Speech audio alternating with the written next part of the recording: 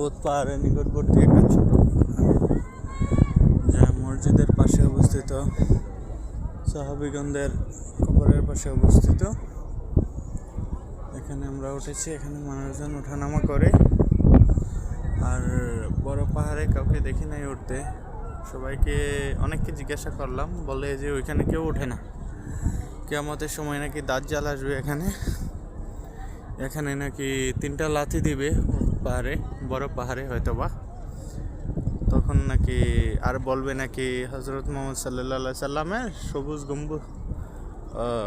সবুজ যে গম্বুজ বিশিষ্ট মসজিদ, সাদা মসজিদটা, এটা হজরত মোহাম্মদ সাল্লাল্লাহু সাল্লামের মসজিদ। সে এবং তার অনুসারীদেরকে সে বুঝাবে এই কথা বলে। তো এই পাহাড় হয়তো বা তার জন্যই নির্দিষ্ট, এই জন্য কেউ ওঠে না। তবে হজরত মোহাম্মদ সাল্লাল্লাহু সাল্লামকে একটা পাথর নাকি জায়গা করে দিয়েছিল, এখানে আমরা গিয়েছিলাম, যাওয়ার পর এখানে চুমা দিলাম। এখন আমরা রওনা দেব কিছুক্ষণ পরে। তো এই ফাঁকে একটু আসলাম ঘুরতে।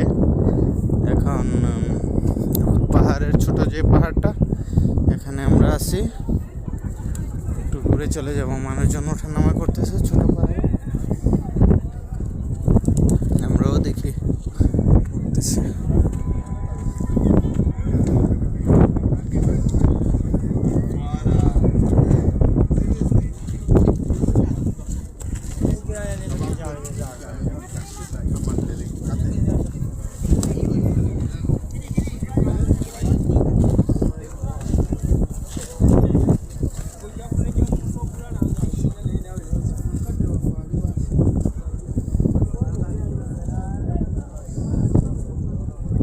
পাথরগুলো ব্লেডের মতো দার, কেউ খালি পায়ে আসবেন না, কেটে যাবে পাও।